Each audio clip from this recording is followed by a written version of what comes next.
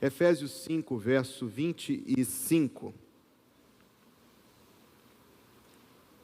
A segunda parte do versículo. Como também Cristo amou a igreja. Permita-me, eu me esqueci aqui de uma coisinha.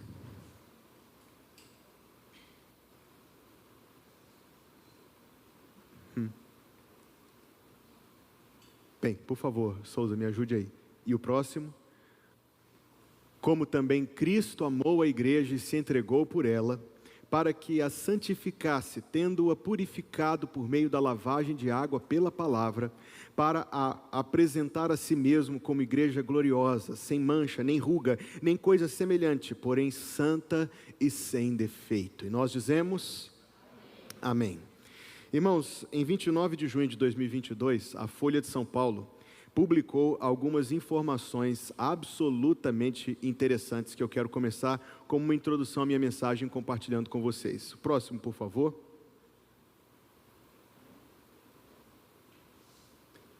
Não sei quão visível está, acho que está relativamente bem visível. Este é uma pesquisa sobre a população brasileira, sobre religião. 51% dos brasileiros se declaram católicos, 26% se declaram evangélicos. E agora nós vamos entrar no universo dos que se declaram evangélicos. Próximo ponto, nos fala sobre a frequência de cultos.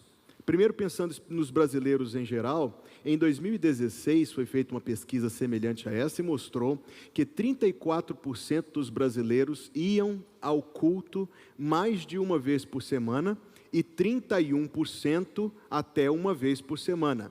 Então você vai somar que 65% dos brasileiros, pelo menos uma vez por semana, estavam frequentando culto. Uma vez a cada 15 dias, uma vez por mês, uma vez a cada 6 meses, uma vez por ano, menos de uma vez por ano, não costuma ir à igreja. Esses são números de 2022. Caiu de 34 para 29, mais de uma vez por semana. Caiu de 31 para 29, até uma vez por semana. Próximo, pensando especificamente nos evangélicos, um anterior a esse. Em 2016, 65%, obrigado irmão, dos que se declaravam evangélicos frequentavam o culto mais de uma vez por semana, enquanto 22% dos evangélicos só uma vez por semana. Sim? Qual é o número em 2016? 65%. Esse número é bom ou ruim? Esse número é bom ou ruim? Esse número é ruim. Esse número é péssimo. Deveria ser 100%. Próximo. Em 2022, o que era 65% caiu para 53%. Veja, irmãos, como eu sou abençoado com ministros auxiliares de valor. Aqui está o Adson e o Tiago limpando o espaço. Muito obrigado, queridos. O que era 65 caiu para 53. Aqui está em 26, uma vez por mês. Vamos prosseguir. Contribuição financeira a instituições religiosas. Evangélicos em 2016, sempre 58%. Esse número é bom ou ruim? De vez em quando, 24%. Se você somar 58 com 24, dá? Dá 72? Hã? 82. Próximo. Caiu de 58% para 42% em 2022. E de vez em quando subiu para 34%. Tem mais alguma coisa aí de estatística? Acho que não, né? Não. Esses números, irmãos, chamam a nossa atenção. Por quê? Mas eu vou continuar com os slides, não precisa tirar. Só tira, pode prosseguir. Esses números chamam a nossa atenção porque eles são acompanhados de algumas explicações que as pessoas apresentam. O que nós estamos vendo é que a frequência aos cultos está caindo, mesmo entre aqueles que se declaram evangélicos, que a contribuição financeira, mesmo entre aqueles que se declaram evangélicos, também está caindo. Aí as pessoas, obviamente, apresentam as suas justificativas. O que as pessoas dizem? Dizem que a igreja, ela se tornou irrelevante. Eu sou intelectual, eu já estudei, esse negócio de colocar um homem que tem menos estudo que eu para ficar falando ao meu ouvido, tomando do meu tempo, isso não faz o menor sentido, especialmente quando ele coloca coisas tão desatualizadas, coisas tão ultrapassadas, ele olha para um livro de mitos como se fossem fatos. Eu não vou me expor a esse tipo de coisa, principalmente eu não vou me expor àquilo que contradiz as convicções que eu tenho cultivado dentro do meu coração, por qualquer razão. Quando não são aqueles que dizem que a igreja se tornou uma instituição ultrapassada, que aquilo que a igreja ensina caiu em desuso, que o tempo passou, para não dizer em relação ao conteúdo da própria forma, que a comunicação da igreja é ruim, que a igreja está conversando com 2 décadas, 4 décadas atrás, esse negócio de pregação, a gente assiste vídeo de 1 minuto, a gente não consegue esperar o vídeo acabar, vai ouvir uma pregação de 40 minutos, onde? Acrescente a isso o que tem sido chamado pelos estudiosos do assunto de efeito Covid. O que é o efeito Covid? É que nós fomos colocados numa situação em que a gente precisou abrir mão de alguns dos nossos privilégios temporariamente por uma questão de uma exceção na história. Só que o que era para ser um abrir mão temporário e uma exceção, na vida de não poucos, se tornou uma visão de mundo e um hábito. Porque no começo a gente sentia falta, depois a gente descobriu que é super confortável. Sentar no sofá de moletom para assistir o culto online, pausar na hora que eu quero, até porque se o meu pastor está pregando um assunto e a coisa está ali, não está rendendo, eu troco para outro, ninguém vai ficar nem sabendo. Chamou-se de efeito Covid, o que eu tenho ouvido de muitos pastores, não são poucos, dizendo que não conseguiram convencer os membros da igreja a voltarem. Eles continuam, choveu? TV, vou assistir aqui. Trânsito está ruim? YouTube, pastor. Efeito Covid. Questões pessoais, porque não são poucas as pessoas que justificam a sua atitude para com a igreja do Senhor Jesus, dizendo: você não sabe o que aconteceu comigo na igreja, você não sabe o tipo de coisa que eu vi, que tipo de situação eu tive que engolir. E eu quero antes de tudo dizer, irmãos, que existem casos realmente de coisas inaceitáveis, de coisas que não devem ser toleradas, mas estas coisas não representam a igreja de Jesus, não é verdade, meus irmãos? Estas coisas não representam a igreja de Jesus. A igreja continua sendo, sempre será a preciosa, pura e santa igreja de Jesus. Então, a nossa introdução são alguns fatos, mas eu quero contrastar esses fatos com o problema de que os melhores números, 65% de pessoas frequentando, 65% de pessoas contribuindo, o melhor número de estatística que caiu, é diferente do que a gente encontra na palavra de Deus. Porque quando eu leio a palavra de Deus, Atos 2,44 diz que aqueles que criam estavam, qual é a palavra que está aí? Eles estavam o quê, minha gente? Juntos. E tinham tudo em comum. Este é o padrão da Escritura Sagrada. Então, se eu pegar a melhor avaliação, o melhor número que a gente viu naquela pesquisa, e achar que isso é um sinal assim encorajador, não é, porque é diferente do padrão que nós encontramos no Novo Testamento.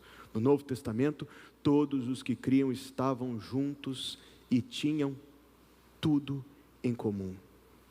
O texto que nós acabamos de ler merece muita nossa atenção. Cristo amou a igreja. Vamos dizer isso aqui juntos? Cristo amou a igreja e se entregou por ela. Jesus se engana? Jesus é enganado? Algum de nós é mais inteligente do que ele? Não. Se Cristo amou a igreja, eu devo amar a igreja. Sim? Se Cristo se entregou por ela, eu devo entregar-me a ela, ao convívio dela, à comunhão dos santos que a compõem. Então, por aqui, nós já estamos entrando em um assunto novo e precioso. Porque a igreja é mais do que a gente se assentar em confortável cadeira, num ambiente climatizado, durante 1h30, às vezes um pouquinho mais do que isso, como hoje, e volta para casa. A igreja é uma construção de relacionamentos em que cada um de nós considera os outros superiores a si mesmos. É isso que a palavra de Deus preceitua. A igreja é a construção de relacionamentos firmados na nossa fé comum em Jesus Cristo, que tem um poder imenso de ser o agir de Deus no mundo, de ser o alvo do amor de Deus. Cristo amou a igreja. O mundo no qual nós vivemos não ama a igreja. O tempo no qual nós vivemos não ama a igreja, se a respeita. Mas Cristo amou a igreja. Cristo que não se equivoca, Cristo que não erra, Cristo insuperável em sabedoria e em discernimento. Cristo amou a igreja. Isto pesa no meu coração, irmãos, e eu traduzo o peso em meu coração na seguinte afirmação: precisamos redescobrir a igreja. Precisamos. Nós, enquanto crentes, precisamos, talvez a gente esteja fazendo algo só embalados pelo costume, precisamos redescobrir. Assim como precisamos redescobrir a igreja para que a gente possa cumprir os propósitos da igreja perante o mundo, para a glória de Jesus Cristo, para a salvação daqueles que ainda não creem. Então vamos meditar neste versículo. A igreja, Cristo amou a igreja, e a primeira afirmação está a partir desse nome. Você sabe que nome é esse? Esse é o nome dela, esse é o nosso nome. Esta é a palavra grega que significa eclesia. Não é eclésia. Eclésia é o aplicativo da igreja. A pronúncia correta é eclesia. Este nome foi escolhido por Jesus. Lá em Mateus 16, ele disse: sobre esta pedra edificarei a minha igreja, a minha eclesia, e as portas do inferno serão ela.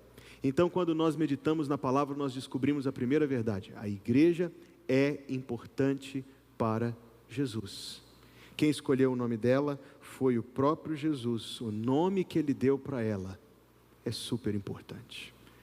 Talvez você já tenha ouvido que o nome eclesia significa chamados para fora, não é verdade? Você ouviu isso? Quem já ouviu isso? Chamados para fora, quem já ouviu? Alguns já ouviram. Isso é tão correto quanto dizer que a palavra evangelho significa boa nova. Está certo, mas não está perfeito. Chamados para fora é apenas a definição ali bruta. Você quebra a palavra e vê o que cada parte significa no dicionário. Em outros textos, em um texto do Novo Testamento, a mesma palavra eclesia é traduzida como assembleia. Está lá em Atos capítulo 19. É muito importante a gente entender isto. Chamados para fora é uma imprecisão, como eu disse para você. Está certo, mas não está perfeito. A palavra eclesia significa, precisamente, ajuntamento. Anote isso aí. Ajuntamento. Um dos cânticos que nós cantamos hoje foi esse: vem e sopra sobre nós teu sopro, reunidos neste ajuntamento. Palavra importante. Ajuntamento. Pessoas, em plural, sim, mas pessoas juntas. Na língua grega existe uma palavra para pessoa plural, a palavra demos, e eu sei que ela parece outra coisa, mas não se engane. Ela é a origem à nossa palavra democracia, palavra que a gente ouve falar muito hoje em dia. O governo da coletividade, o governo do povo. É a palavra povo, gente, pessoas. Só que em demos, a palavra está no difusa. São pessoas espalhadas. Jesus não disse: sobre essa pedra eu edificarei o meu povo. Ele disse: sobre essa pedra eu edificarei a minha igreja, o meu ajuntamento, a minha reunião. Então nós temos pessoas, sempre. Então quando você ouviu alguém dizer que você é a igreja, isso está certo? Mais ou menos. Você é parte da igreja. A igreja não consiste em uma pessoa só, em nenhuma hipótese. A igreja somos nós. Cada um de nós, todos nós, juntos, ajuntados, reunidos para a glória de Jesus. Gente separada pode se amar, pode estar ligado umas às outras por vínculos afetivos ou de qualquer outra natureza, mas igreja exige, vamos aprender isto, igreja exige ajuntamento, exige reunião. A palavra que traduz como assembleia significa necessariamente que há uma convocação. Se existe assembleia é porque alguém convocou a assembleia e as pessoas atenderam à convocação. Vamos entender melhor essa palavra juntos, meus irmãos. A palavra igreja significa pessoas atendendo a um chamado, atendendo a uma convocação. Está ficando mais claro para a gente? Qual é o chamado? Vinde após mim. Vinde a mim. O chamado para nos tornarmos discípulos de Jesus Cristo. O chamado para segui-lo é algo que nós necessariamente temos de fazer juntos. Se você abrir o YouTube, tem vídeo que te ensina a fazer um monte de coisa sozinho em casa.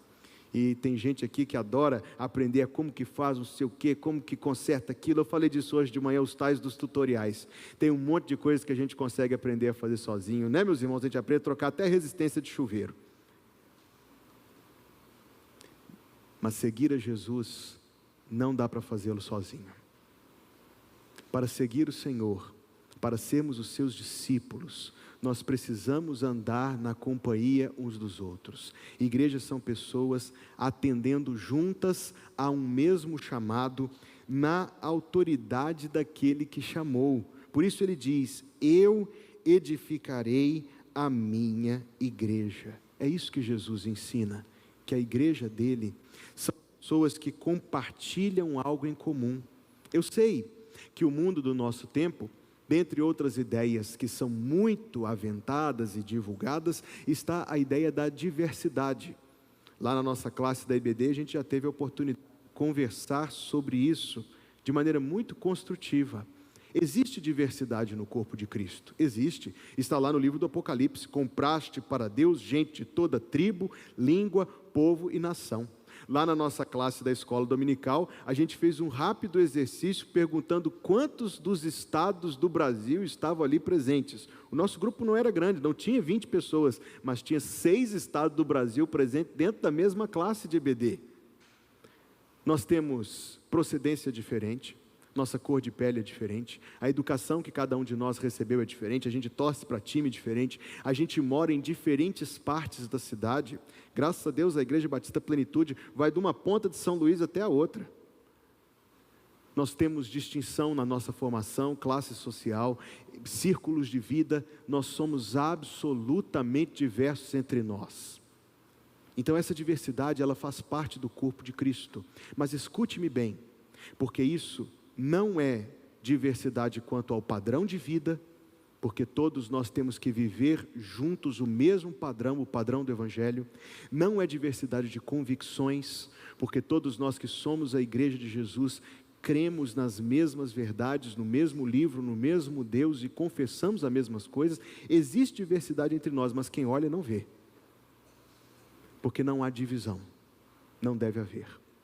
Não deve haver diversidade que comprometa a harmonia que Deus estabeleceu quando colocou em mim e em cada um dos meus irmãos o mesmo Espírito. Eu digo de novo, existe muita coisa na vida que a gente pode fazer sozinho. Igreja não é uma delas. Quando Jesus estabeleceu a igreja, Ele a estabeleceu dessa forma. Um grupo de pessoas, uma pluralidade, mas pessoas que são capazes de conviver, ligando a cada uma delas um vínculo poderosíssimo. Não é o vínculo do consenso, não é o vínculo da mera costume de convívio. Paulo fala que vínculo é esse, nessa mesma carta aos Efésios, no capítulo 4. O vínculo do Espírito Santo. O que nós precisamos começar a redescobrir a respeito da igreja é que, para além disso que se popularizou para prejuízo de indivíduos e do corpo de Cristo, a igreja não é algo difuso, a igreja não é algo desconexo. A igreja de Jesus são os crentes de Jesus reunidos, juntos, para juntos cumprirem os propósitos que Jesus tem para nós, para juntos vivermos a nossa vida como discípulos de Jesus Cristo. Talvez você já tenha ouvido alguém dizer assim: é errado dizer eu vou à igreja. Isso é muito comum nos meios evangélicos. As pessoas dizem, não, eu vou ao templo, eu vou ao culto, eu não vou à igreja, porque diz, não diga vá à igreja, porque você é a igreja. Eu aprendi isso, repeti isso inúmeras vezes, mas quando parei para pensar, eu falei, não está certo não. Certo é dizer, eu vou à igreja. Porque domingo, 18 horas, eu venho, você vem, 18h30, eu venho, 18h30, você vem, 18h30, cada um de nós começa a ocupar o seu assento, e aí vem um, vem outro, vem outro, vem outro, e a igreja surge. Porque a igreja é o ajuntamento dos crentes. Pode não ser o lugar, pode não ser o prédio. Dia 19, esse prédio vai estar fechado, mas a igreja vai estar reunida lá na fazenda em Santa Rita, para prestar culto ao Senhor. Não é o prédio, não é a sede, não é, eu nem gosto dessa palavra templo, mas é a reunião dos crentes em Jesus. Nós precisamos redescobrir isto, irmãos, porque se isto é a igreja, então isto não é algo meramente opcional, isso não é algo substituível. Se isto é a igreja, e é isto aqui que eu estou vendo aqui do púlpito, se você girar o seu pescoço, você vai ver também. Se isto é a igreja, e isso não é algo opcional, isso não é algo substituível, isso não é algo de baixa, pequena importância. Isto aqui é o amor de Jesus. Cristo amou isto aqui, meus irmãos. Cristo amou a igreja. Cristo amou a igreja e se entregou por ela. Hoje, quando a gente estava cantando, aqui agora, alguns minutos atrás, eu fiz hoje o que eu faço quase todos os domingos. Tem uma hora que eu paro de cantar, fecho os olhos, porque fechando os olhos a gente ouve melhor. Você já ouviu isso? Quando você quer olhar, ler bem uma placa de trânsito, você diminui o volume do rádio do carro, então fecho os olhos para ouvir melhor, e deixo o som da voz dos meus irmãos ser uma bênção para mim, que encoraja o meu coração, que me dá um novo ânimo em seguir Jesus Cristo. Nós só não podemos fazer isso todos ao mesmo tempo, porque senão o canto se silencia. Mas se cada um de nós fizer, você verá a beleza que Deus ouve lá de cima, porque Deus ouve mais do que as vozes dos corações também.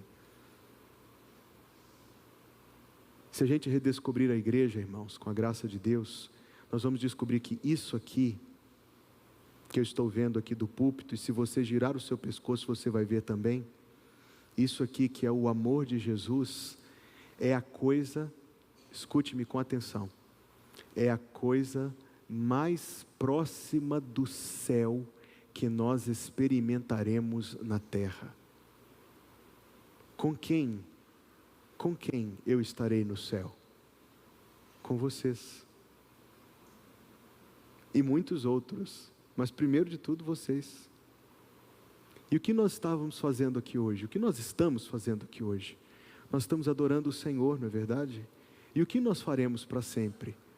Nós adoraremos o Senhor juntos.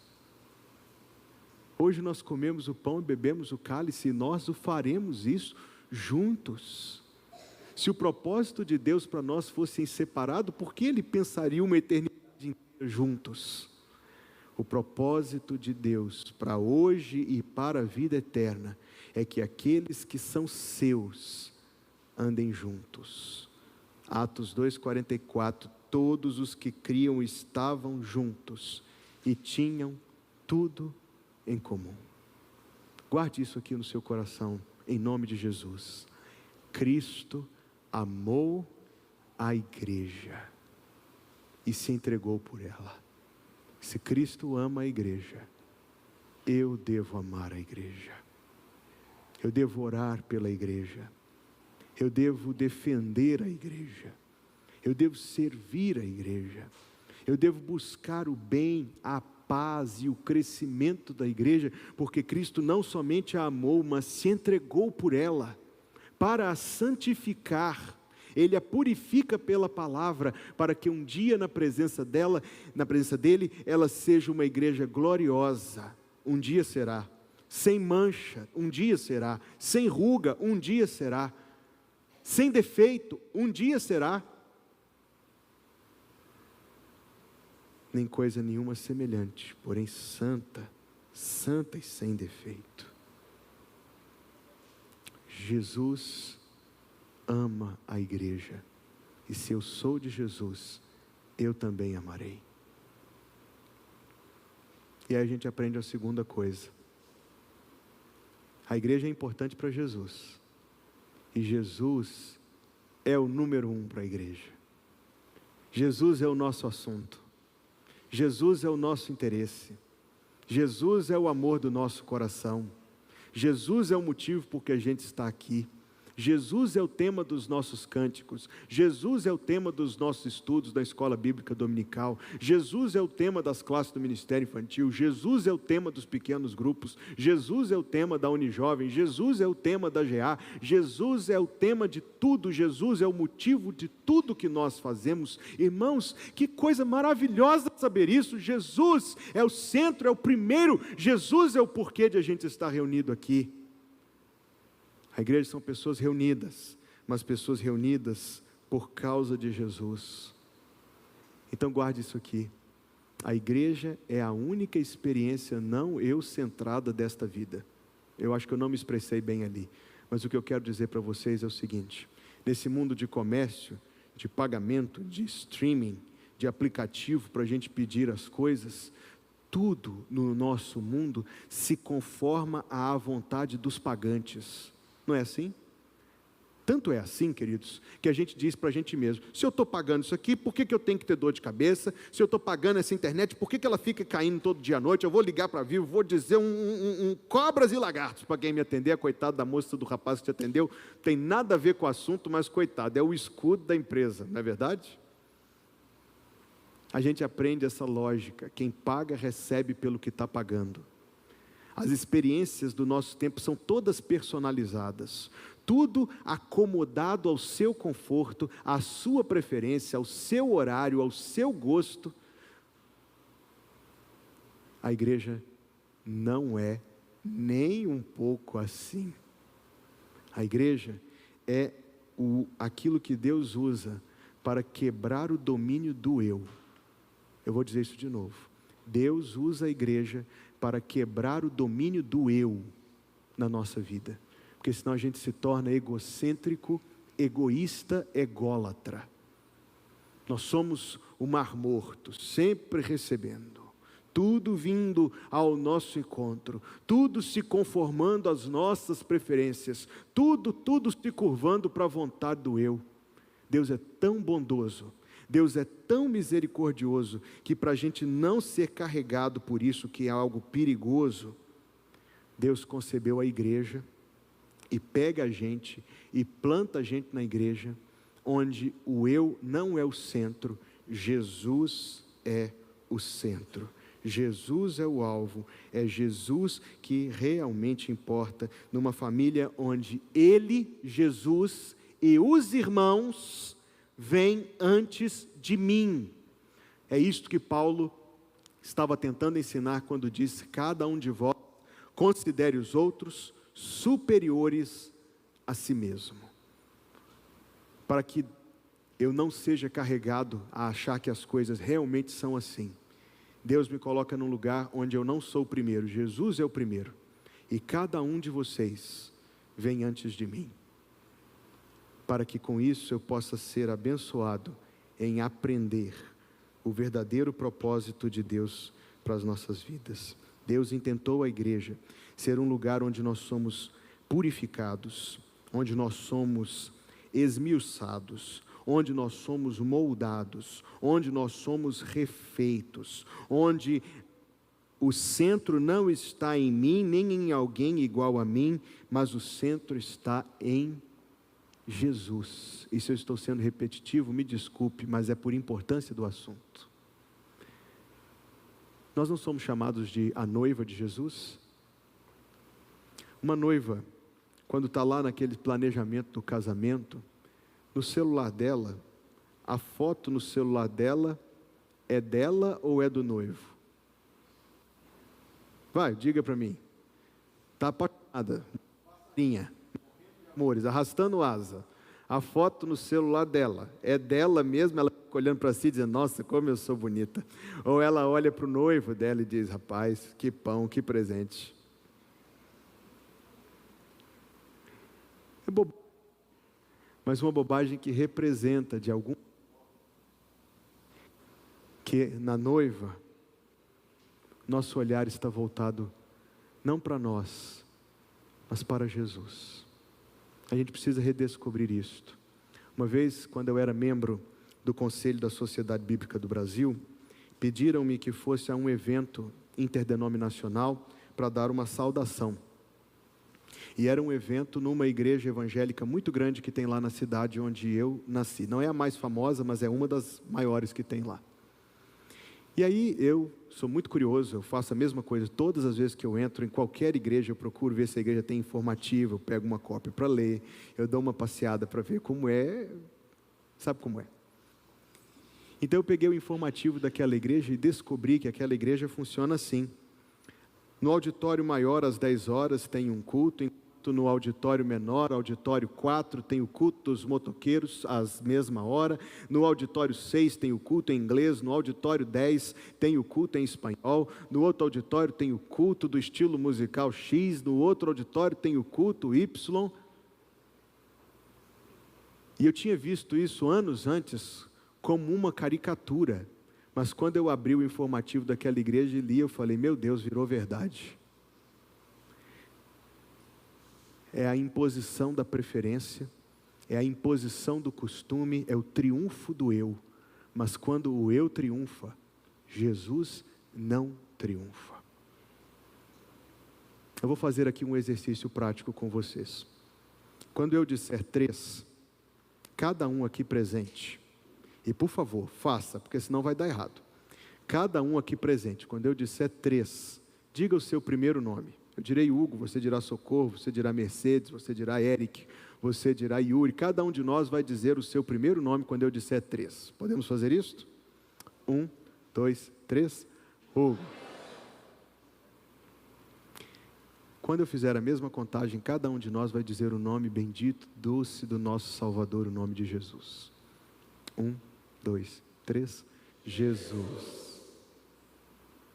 Quando eu disse o meu nome, você disse o seu, ninguém entendeu nada. Ficou um barulho. Quando todos nós dissemos o nome de Jesus, o nome de Jesus foi ouvido. Quando a gente busca o que é nosso, quando a igreja é para o triunfo do eu, acontece essa bagunça, só que ela dura mais do que alguns segundos. Mas quando a gente entende que a igreja é de Jesus, para a glória de Jesus, por causa de Jesus, que Jesus é o centro, que Jesus é o alvo, e que tudo que a gente faz aqui é por causa dele, para ele, pode-se dizer a respeito da igreja, porque dele, por ele, para ele, são todas as coisas, glória seja dada, pois, a ele eternamente, amém. Quando a gente entende isso, irmãos, muita coisa desaparece, muita coisa ruim desaparece. Eu traduzo isso da seguinte forma: a igreja é feita de pessoas, mas não para elas. Um clube de benefícios é feito de pessoas para pessoas. O seu condomínio é feito de moradores para moradores. Uma associação qualquer que seja é feita de membros para membros. A igreja é feita de pessoas, mas não para elas. Para Jesus e para nós alcançarmos, para que se tornem parte de nós aqueles que ainda não são. A igreja é feita de pessoas, mas não para elas, não para si mesmas. O que é a igreja? O que é uma igreja? Nós vamos passar um bom número de domingos aprendendo a resposta para essa pergunta. A igreja é um grupo de cristãos, mas eu acrescento algo aí, onde Jesus é o centro. A igreja é importante para Jesus, Jesus é importante para a igreja. Com essa mensagem eu quero te convidar a nós caminharmos durante alguns domingos, aprendendo juntos o que é uma igreja. Faça questão de estar presente, para que você possa participar do nosso crescimento juntos. Mas eu preciso, antes de concluir a minha mensagem, me dirigir a você que está aqui. Você que ainda não conhece Jesus como seu Salvador, mas Ele quer que você seja parte da igreja dEle, do povo especial dEle. E se você abrir hoje o seu coração a Jesus, Ele mesmo vai fazer com que você seja um destes que Ele ama, um destes por quem Ele deu a sua vida. Como eu não posso deixar de falar, se alguém ainda se uniu à igreja, una-se à igreja. Eis a porta aberta, se você vier e se você ouvir o que a palavra de Deus diz, para você se tornar parte da igreja. Cristo amou a igreja, Cristo se entregou pela igreja, torne-se parte da igreja também. Dia 26 de março, nós vamos ter batismos com a graça de Deus. Já temos 2 pessoas que estão aí desejando ser batizadas, e eu quero deixar aqui o convite para qualquer um mais que o Senhor tocou o seu coração, para que você siga o exemplo de Jesus e seja batizado também como Jesus foi batizado no Rio Jordão. Irmãos, que Deus nos dê graça para entender o que é a igreja, porque entendendo nós vamos poder viver nossa vida como igreja, como Deus quer, como glorifica o nome do Senhor. Vamos orar? Pai, obrigado por tudo que a Tua Palavra ensina, porque tudo que a Tua Palavra ensina, Deus, é verdadeiro, é importante, é transformador.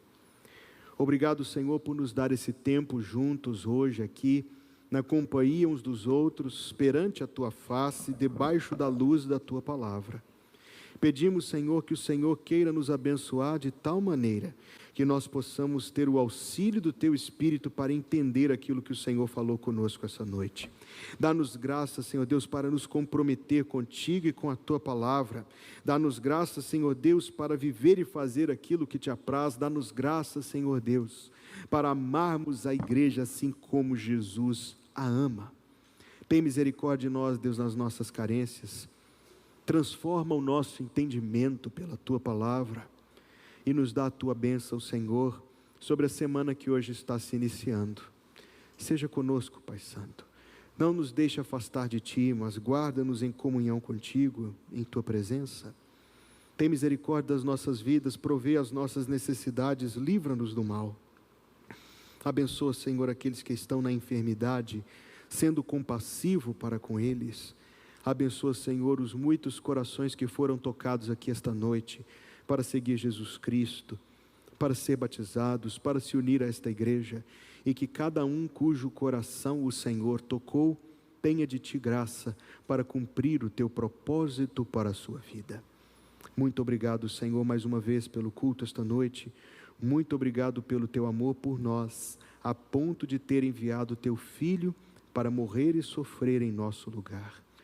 Damos-Te graças, Senhor, porque Jesus Cristo vive e reina para sempre, e em breve virá para nos buscar.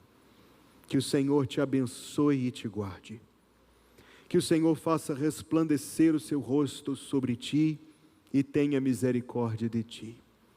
Que o Senhor sobre Ti levante o seu rosto, e Te dê a paz, em nome de Jesus. Amém.